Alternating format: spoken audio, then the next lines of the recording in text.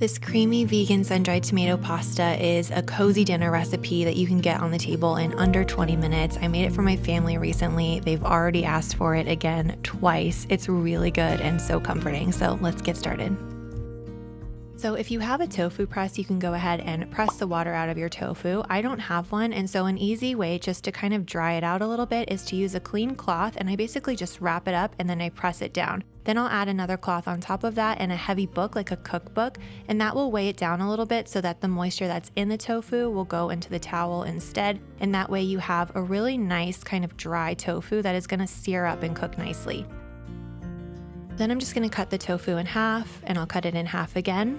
And then I cut those parts in half and in half again. You guys get it. You just want it to be uniform. It doesn't have to be perfect at all. And I like to pat it dry one more time to make sure it sears nicely. Instead of olive oil or coconut oil in the pan, we're going to use the oil that's in the sun-dried tomatoes jar. This is infused with all that tomato flavor, garlic, and herbs. And so it's super, super flavorful, and it's going to make the tofu flavorful. And this is the only oil in the dish, but I find it's really important for this tofu, and it really kind of adds to that chickeny, grilled chicken pasta quality. And then I'm going to add this seasoning blend. Now you can use any salt-free seasoning blend you like. I've got some options here on the screen. It basically should just have some garlic, onions, dried herbs, and like red pepper flakes and black pepper. And then we're going to add either Italian or Greek seasoning. Here you just want to look for something that has a blend of dried herbs, and then the key ingredient I think is paprika. Just regular old paprika, but there's something about the paprika with the garlic and that really flavorful sun-dried tomato oil that makes this tofu so good. And when you put it in the pan, you want to let it sit for about a minute or two undisturbed so that it browns really nicely.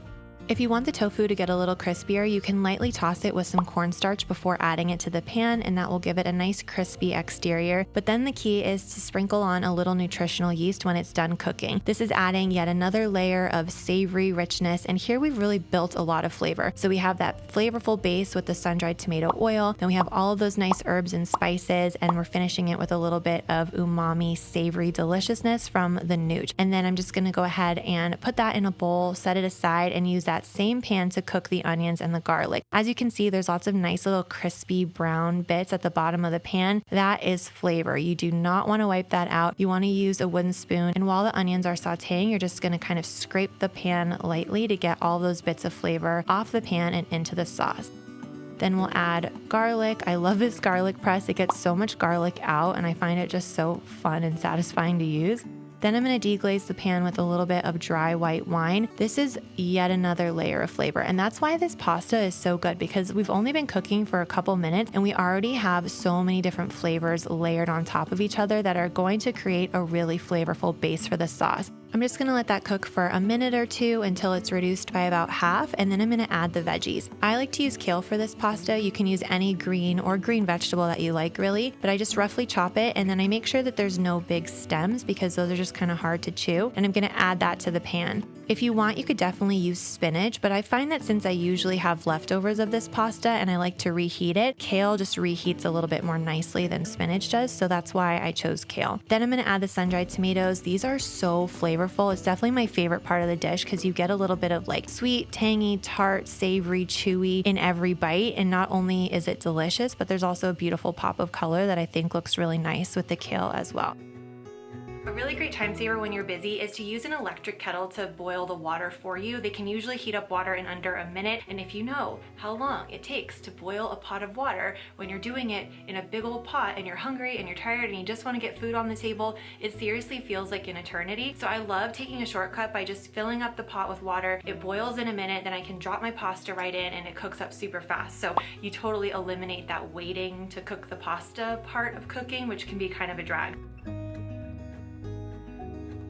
You can use any kind of short pasta you like here, but I like the kind that are a little bit twisty because they cling to the sauce and they make it to where every single bite is really flavorful. And if you like longer noodles, feel free to use those. But I find that when you have a pasta that is a little bit like chunkier, like if you have big florets of broccoli or you have vegan chicken or cubes of tofu, you know, more bite-sized pieces, it's nice to have a bite-sized pasta because then it's easier to get a little bit in every bite versus when you have long strands, it can be a little bit like sometimes it all kind of falls to the bottom of the plate. I use long strands options when I have either a smooth and creamy sauce like a vegan Alfredo, or if I have something small in the pasta like a lentil bolognese, it kind of all wraps up really nicely with the longer noodle. But there's really no right pasta to use here. You can use whatever you like, but I find that short and twisty is the way to go.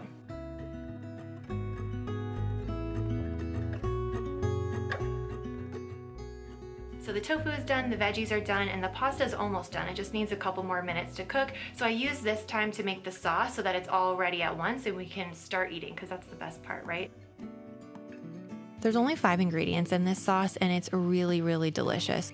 Before I started cooking, I poured some boiling hot water over raw cashews to soften them up a little bit and set that aside. So we've got the drained cashews that are nice and soft. Then I'm gonna add the Dijon mustard, which again adds depth, umami, savory richness. I feel like I keep saying that, but that's what we're going for here. We really want a flavorful pasta. And also the Dijon has a little bit of tanginess because of the vinegar. And a cream sauce that's made with dairy or cheese also has a little bit of tanginess, so this kind of mimics that. Then I'm just gonna use the same all-purpose seasoning from before, nooch just like from before, and then some oat milk. You can use any plant milk you like, but I find that oat milk works particularly well with this recipe. And then you can do what's known as the spoon test, which means you just dip a spoon into the sauce, turn it over, and if you can run your finger down the back of the spoon and the sauce doesn't run to meet in the middle, then it's the perfect thickness. It should be nice and thick and creamy, but not so thick just yet. Then all that's left to do is ladle out a little bit of the pasta water. You need about a half a cup of the water that the pasta cooked in because it's nice and starchy. It'll create a really creamy, delicious sauce. And then you'll drain the pasta and add it right back to that same pan. I add half of the Dijon cream sauce, half a cup of pasta water, and as you can see, it's a little bit thin at first, and that's totally fine. That's what you want. The pasta is going to cook with the sauce, and as it heats on medium-low heat, it will thicken up after about a minute or two and really cook into the pasta, which is again why I like to use something that's kind of curly and twisty, because it holds the sauce so well.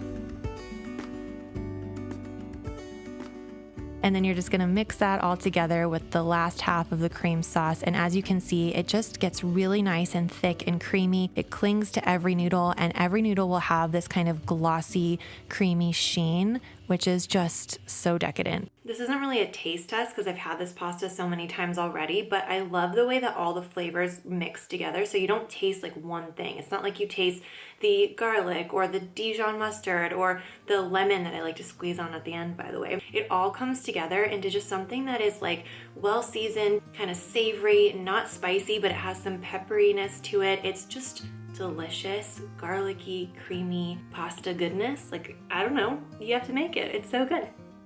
If you like this recipe, you might also like my butternut and bacon mac and cheese recipe. It's a really hearty, kind of meaty, cheesy vegan pasta dish that is so flavorful, really easy to make. So I'll link that below along with my, what I call my crazy good vegan tortellini. I obviously am a big fan of it. I titled it Crazy Good Vegan Tortellini, but it's a little bit different. It's kind of an unusual combination. It's got sour cream, mushrooms, capers, lemon zest, lots of black pepper. I love that recipe, so that will be in the description box below. And that's also where you'll find the link to this recipe with all the measurements, and it's a printable recipe card that you can print and put up on your fridge or save in a folder, or you can just save the PDF on your phone. Super, super handy that way. So I hope you guys enjoy the recipe. I can't wait to see your recreations. Tag me in a picture on Instagram if you end up making this at home, and subscribe to my channel if you like this video, and I will see you in a video very soon. Bye everyone.